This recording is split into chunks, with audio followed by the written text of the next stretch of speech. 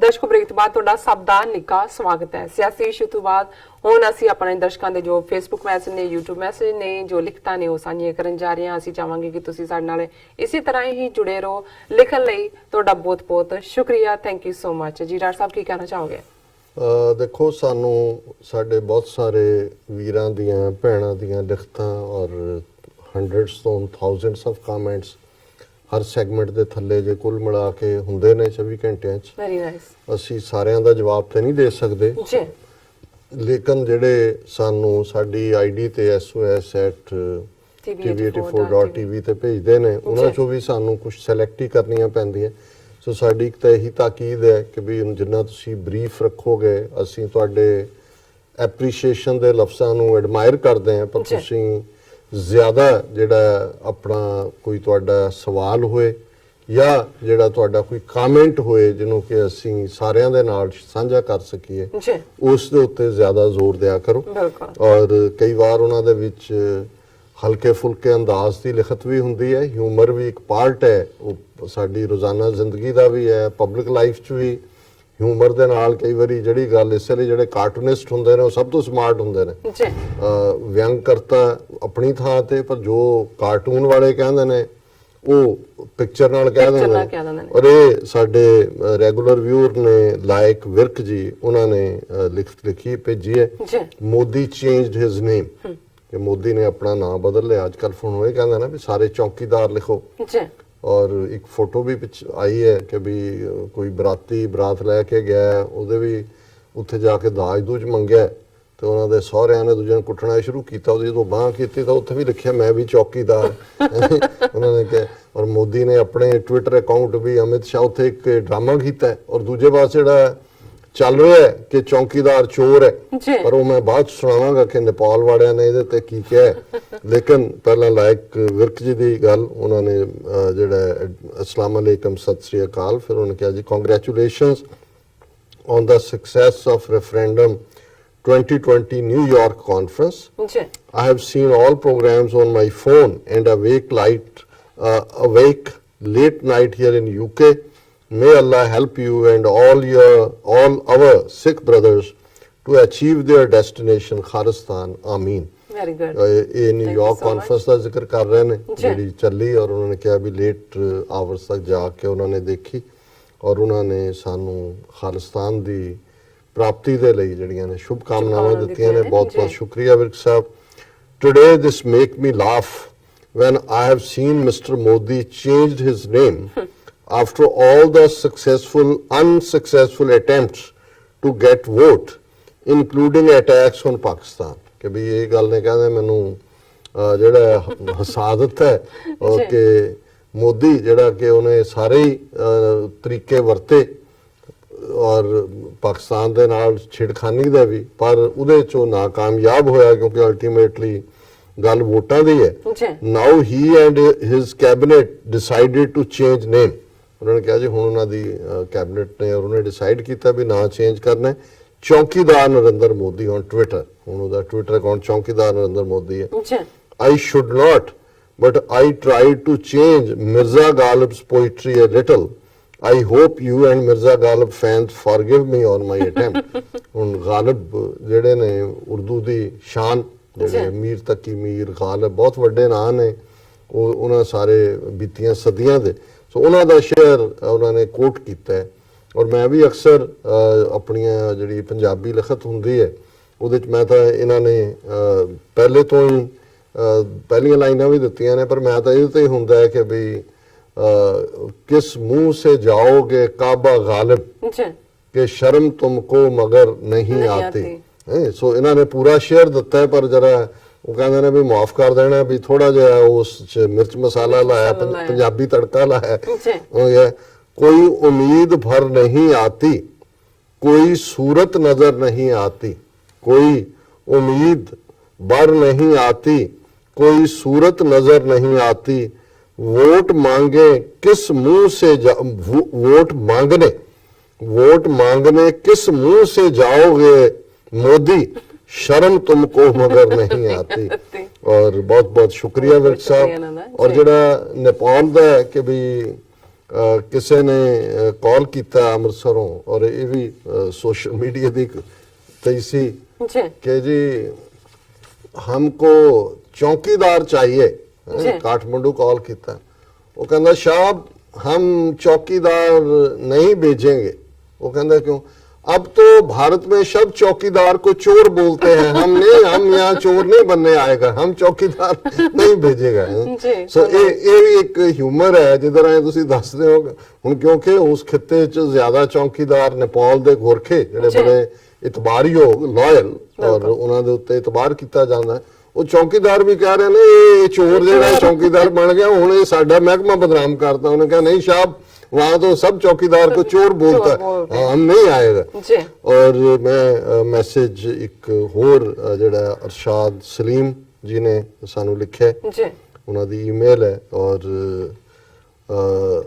मोहतरम डॉक्टर अमरजीत सिंह साहब, सिस्टर नीलम साहिबा, अस्सलाम वालेकुम, सत श्री अकाल। वालेकुम सलाम। क्योंकि लफज बड़े प्यारे ने, कई बार अपनी सिफत भी करने नूं जी करदा है, हालांकि पढ़े बिना भी चल सकदा है, बट उन्होंने जिस और अस्सलाम वालेकुम सत श्री अकाल ये उन्होंने ग्रीट किया है।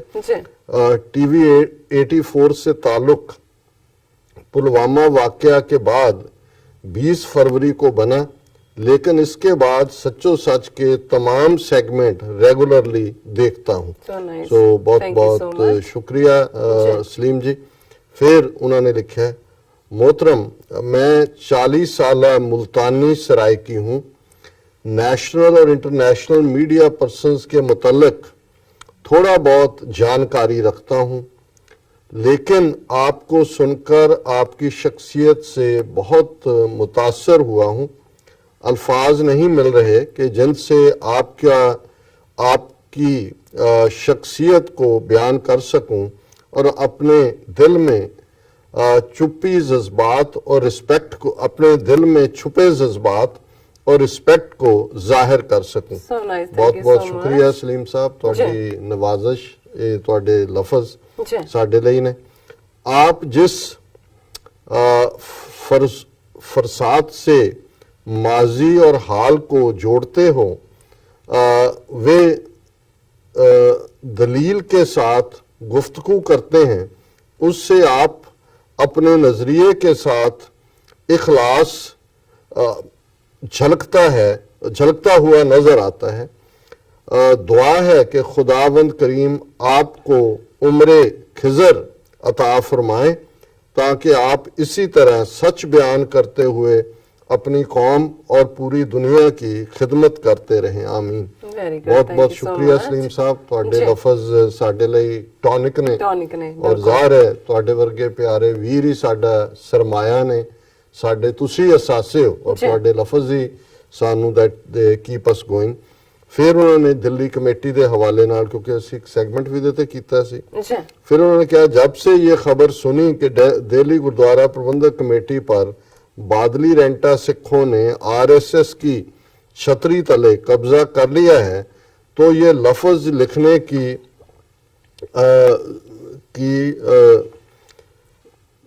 जिसाउत कर रहा हूँ। डॉक्टर साहब प्लीज इस इब्ता को रोकें कि ये जड़ा ट्रेंड शुरू होया है इसनू रोकया जाए, कोई मैकेनिज्म बनाएं, इस पर कोई बाकायदा प्रोग्राम करें, या खालसा की बुनियादों पर, ये खालसे की बुनियादों पर डाका है। सलीम साहब असीं इत्थे भी जो कर सकते हैं कोशिश है, ईवन दिल्ली बेस्ड भी जिन्ने एक साडे सोर्सेज ने, मीडिया है, उहदे च एक पूरी कैंपेन इस दे उत्ते चली है, और वो उनका डिफेंसिव ने, इहदे कोई शक नहीं है।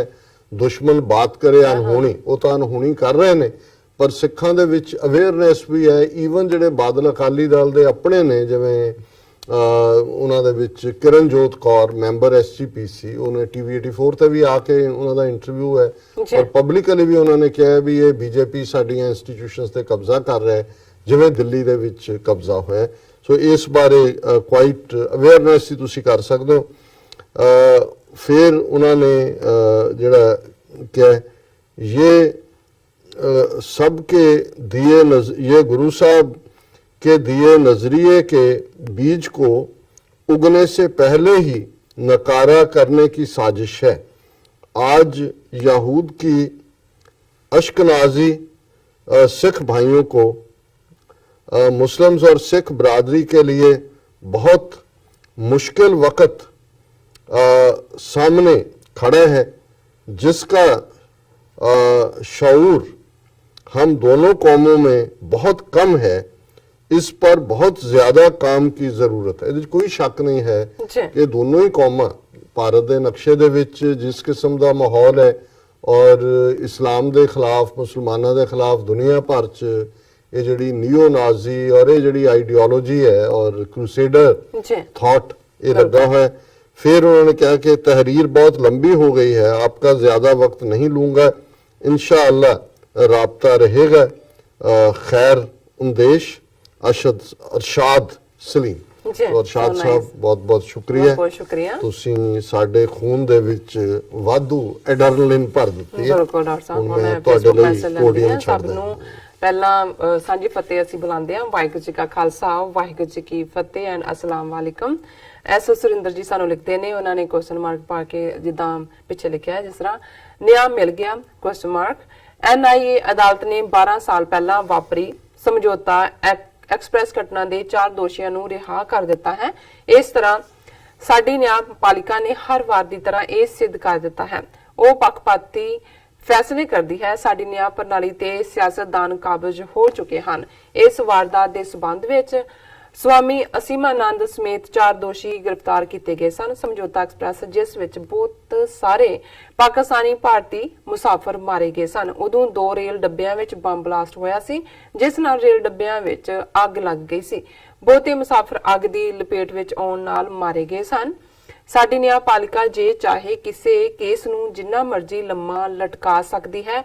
ਅਦਾਲਤਾਂ ਵਿੱਚ ਗਵਾਹ ਖਰੀਦੇ ਵੇਚੇ ਜਾਂਦੇ ਹਨ, ਝੂਠ ਨੂੰ ਸੱਚ ਬਣਾ ਦਿੱਤਾ ਜਾਂਦਾ ਹੈ, ਸੱਚਾ ਫਾਂਸੀ ਚੜਦਾ ਹੈ, ਝੂਠਾ ਬਰੀ ਹੁੰਦਾ ਹੈ। ਜਿੰਨਾ ਲੁੱਚਾ ਉਹਨਾਂ ਉੱਚਾ ਲੱਗਦਾ ਹੈ। ਇਹ ਕੰਮ ਹੁਣ ਨਿਆਂਪਾਲਿਕਾ ਕਰਦੀ ਹੈ। ਕਰਪਟ ਬੰਦੇ ਨੂੰ ਦੁੱਧ ਧੋਤਾ ਹੋਣ ਦਾ ਪ੍ਰਮਾਣ ਪੱਤਰ ਅਦਾਲਤ ਦਿੰਦੀ ਹੈ ਤਾਂ ਕਿ ਉਹ ਇਲੈਕਸ਼ਨ ਜਿੱਤ ਕੇ ਦੇਸ਼ ਦਾ ਬੇੜਾ ਗਰਕ ਕਰ ਸਕੇ। ਇੱਧਰ ਸਾਡਾ ਇਹ ਹਾਲ ਹੈ ਕਿ ਕਿਸੇ ਕਰਪਟ ਸਿਸਟਮ ਨੂੰ ਸਮਝਣ ਦੀ ਜਗ੍ਹਾ ਜੇ ਅਦਾਲਤ 99 ਬੇਇਨਸਾਫੀਆਂ ਤੋਂ ਬਾਅਦ ਇੱਕ ਦਾ ਨਿਆਂ ਦੇ ਦੇਵੇ, ਅਸੀਂ ਅਦਾਲਤਾਂ ਦੀ ਜੈ ਜੈਕਾਰ ਕਰ ਦਿੰਦੇ ਹਾਂ, ਜਦ ਕਿ ਇਹ ਸਾਡੀਆਂ ਅੱਖਾਂ ਵਿੱਚ ਧੂੜ ਪਾਈ ਜਾਂਦੀ ਹੈ ਤਾਂ ਕਿ ਲੋਕਾਂ ਨੂੰ ਲੱਗੇ ਕਿ ਸਾਡੇ ਦੇਸ਼ ਵਿੱਚ ਨਿਆਂ ਜ਼ਿੰਦਾ ਹੈ, ਜਦ ਕਿ ਸੱਚ ਇਹ ਹੈ ਕਿ ਅਸੀਂ ਹਰ ਝੂਠ ਨੂੰ ਸੱਚ ਸਮਝਦੇ ਹਾਂ, ਹਰ ਸੱਚ ਨੂੰ ਝੂਠ ਸਮਝਣ ਦੀ ਗਲਤੀ ਕਰਦੇ ਹਾਂ। ਜੇ ਸਿਸਟਮ ਵਿੱਚ ਹਰ ਚੀਜ਼ ਵਿਕਾਊ ਹੈ, ਉੱਥੇ ਨਿਆਂ ਦੀ ਆਸ ਕਰਨੀ ਊਠ ਦਾ ਬੁੱਲ ਡਿੱਗਣ ਵਾਲੀ ਗੱਲ ਹੈ। ਜਦੋਂ ਤੱਕ ਲੋਕ ਚੇਤਨ ਨਹੀਂ ਹੁੰਦੇ, ਲੋਕ ਫਰਾਂਸ, ਰੂਸ, ਈਰਾਨ ਵਾਂਗ ਸੜਕਾਂ ਤੇ ਨਹੀਂ ਆਉਂਦੇ, ਇਹ ਕਰਪਟ ਸਿਸਟਮ ਨਹੀਂ ਬਦਲ ਸਕਦਾ, ਕਿਉਂਕਿ ਤਬਦੀਲੀ ਲੋਕ ਚੇਤਨਾ ਨਾਲ ਆਉਂਦੀ ਹੈ। ਲੋਕ ਚੇਤਨਾ ਪੜਨ ਨਾਲ ਆਉਂਦੀ ਹੈ, ਲਿਖਣ ਨਾਲ ਆਉਂਦੀ ਹੈ। ਜਿਹੜੇ ਲੋਕ ਚੇਤਨ ਨਹੀਂ ਹੁੰਦੇ ਉਹ ਸਦਾ ਲੁੱਟ ਹੁੰਦੇ ਰਹਿੰਦੇ ਹਨ, ਲੁੱਟੇ ਹੁੰਦੇ ਹਨ, ਜਿਸ ਤਰ੍ਹਾਂ ਉਹਨਾਂ ਨੇ ਕਿਹਾ, ਕਹਿਣ ਦਾ ਮੀਨਿੰਗ ਸੀ ਉਹਨਾਂ ਦਾ। ਥੈਂਕ ਯੂ ਸੁਰਿੰਦਰ ਜੀ ਦਾ ਬਹੁਤ ਬਹੁਤ ਸ਼ੁਕਰੀਆ। ਉਹ ਬੜੇ ਦਾਨਸ਼ਵਰ ਨੇ ਜੀ ਔਰ ਉਹਨਾਂ ਦੇ ਹਰ ਲਫ਼ਜ਼ 'ਚ ਜਿਹੜਾ ਹੈ ਉਹ ਜਿੱਥੇ ਕਰੰਟ ਸਿਚੁਏਸ਼ਨ ਨੂੰ ਸਮਝਦੇ ਨੇ, ਉੱਥੇ ਕਿਹੜੀ ਚੀਜ਼ ਨਹੀਂ ਕਹੀ ਗਈ ਜਾਂ ਜਿਹੜੀ ਨਹੀਂ ਵਾਪਰ ਰਹੀ ਉਹ ਕਿਵੇਂ ਵਾਪਰੇਗੀ, ਇਸ ਦੀ ਵੀ ਉਹਨਾਂ ਨੂੰ ਬਾਖੂਬੀ ਸਮਝ ਹੈ। ਸੋ ਬਹੁਤ ਬਹੁਤ ਸ਼ੁਕਰੀਆ। ਦੂਸਰੇ ਸੈਗਮੈਂਟ ਤੇ ਵੀ ਮੈਸੇਜ ਨੇ। ਅਹਿਮਦ ਹਸਨ ਸਾਨੂੰ ਲਿਖਦੇ ਨੇ, ਗੋਡ ਬਲੈਸ ਯੂ ਡਾਕਟਰ ਸਾਹਿਬ। ਔਰ ਭੁਪਿੰਦਰ ਸਿੰਘ ਜੀ ਸਾਨੂੰ ਲਿਖਦੇ ਨੇ, ਡਾਕਟਰ ਸਾਹਿਬ ਇਹਨਾਂ ਨਾਲ ਜਿੰਨੀਆਂ ਮਰਜ਼ੀ ਚੰਗਿਆਈਆਂ ਕਰ ਲਓ, ਇਹ ਇਹਨਾਂ ਦੇ ਮੂੰਹ ਜਦ ਤੱਕ ਭੰਨੇ ਨਹੀਂ ਜਾਂਦੇ ਇਹਨਾਂ ਸੂਤ ਨਹੀਂ ਆਉਣਾ। ਜੀ ਡਾਕਟਰ ਸਾਹਿਬ। ਹਾਂਜੀ, ਗੈਰੀ ਸੰਧੂ, ਰਾਜ਼ਾ ਜੀ, ਚੌਧਰੀ ਅब्दुल वहीद, पैरा फॉर्मेशिया, SC सैन युगेनो, लव यू डॉक्टर साहब जी। और इसी तरह मोहम्मद महमूद और काशिफ इस्लाम, उन्होंने भी सत श्री अकाल और अस्सलाम वालेकुम कही है।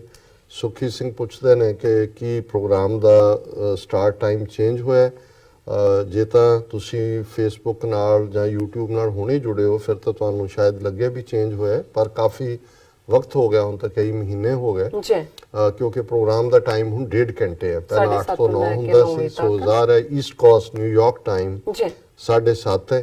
ਫਿਰ ਰਾਣਾ ਨਵੀਦ ਉਹਨਾਂ ਨੇ ਸਤਿ ਸ਼੍ਰੀ ਅਕਾਲ ਕੀ, ਅਬਦੁਲਦਾਰ ਸਲਾਮ doctor Sahib and Neelam ji. Hindu historians are always make false claims about Hinduism, long live Khalistan. ਬਿਲਕੁਲ, ਇਹ ਤਾਂ ਘੜਦੇ ਨੇ, ਘਰ ਬਹਿ ਕੇ ਜਿਹੜਾ ਕਹਾਣੀਆਂ ਘੜ ਕੇ ਉਹਨੂੰ ਫਿਰ ਜਿਹੜਾ ਲੋਕਾਂ ਦੇ ਵਿੱਚ ਵੇਚਦੇ ਨੇ। ਬਿਲकुल। ਜ਼ੈਰੀ ਬੈਨਿਸ਼ਨ ਲਿਖਦੇ ਨੇ, अस्सलाम वालेकुम राठ साहब एंड नीलम जी। वालेकुम सलाम। इज्जत का मालिक अल्लाह है, वो जिसे चाहे इज्जत दे। इंडिया जिधर भागता है भागता रहे। अगर इमरान खान को जो इज्जत अल्लाह ने देनी है वो इंडिया नहीं स्टॉप कर सकता। तुसी बहुत डूंगी रूहानियत की गल की और यही फलसफा सिखिज्म दा है, करते हथ वड्याई है जिस भावे तिस दे। ये जिहड़ी वड्याई है, इज्जत है, करता क्रिएटर रब दे कोल है, अल्लाह ताला कोल है, वाहिगुरू कोल है। जिन्हों वो चाहुंदा है उस नूं वो दिंदा है। और नाल ही फिर ये भी गुरबाणी च है कि धरती ते आकाश चढ़ावे, चढ़े आकाश गिरावे। कि रब थलों जमीन तो चुक के फर्श तो अर्श ते लै जांदा है, पर जिहड़े फिर हंकारी ने जां वो फिर उस अर्श तो फर्श ते भी पटके जांदे ने। और अदनान खान उन्होंने भी सलाम, और कासर शाह उन्होंने लिखा कि भी हिंदू का हिसाब ये है कि जिधर दी हवा होवे उधर पतंग चढ़ा लो, जिधर नूं जांदी है। और जसविंदर सिंह आई मीन ਉਹਦਾ ਸਾਂਭਣ ਵਾਲਾ ਕੋਈ ਨਾਮ ਨਹੀਂ। ਇਹ ਮੇਰਾ ਖਿਆਲ ਇਹਨਾਂ ਨੇ ਕੋਈ ਹੋਰ ਮੈਸੇਜ ਲਿਖਿਆ ਹੋਵੇਗਾ ਜਿਹੜਾ ਉਹਨਾਂ ਦੇ ਵਿੱਚ ਜਵਾਬ ਦਿੱਤਾ ਉਹਨਾਂ ਨੇ ਕੱਟਿਆ ਗਿਆ ਜਾਂ ਜੀ। ਡਾਕਟਰ ਸਾਹਿਬ ਇੱਥੇ ਲੈ ਲਈ ਬ੍ਰੇਕ। ਦਰਸ਼ਕੋ ਤੁਸੀਂ ਸਾਨੂੰ ਲਿਖਿਆ, ਤੁਹਾਡਾ ਬਹੁਤ ਬਹੁਤ ਸ਼ੁਕਰੀਆ। ਸਾਨੂੰ ਇਸੇ ਤਰ੍ਹਾਂ ਹੀ ਆਪਣੀ ਮਾਨ ਤੇ ਪਿਆਰ ਨਾਲ ਭਰੇ ਜੋ ਮੈਸੇਜ ਨੇ ਸਾਨੂੰ ਇਸੇ ਤਰ੍ਹਾਂ ਹੀ ਲਿਖਦੇ ਰਹੋ। Thank you so much. ਇੱਥੇ ਲੈਣੇ ਬ੍ਰੇਕ। ਵਿਊਅਰਸ ਤੁਸੀਂ ਨਾਲ ਇਸ ਤਰ੍ਹਾਂ ਬਣੇ ਰਹਿਣਾ। ਮਿਲਦੇ ਹਾਂ ਛੋਟੇ ਜਿਹੇ ਬ੍ਰੇਕ ਤੋਂ ਬਾਅਦ।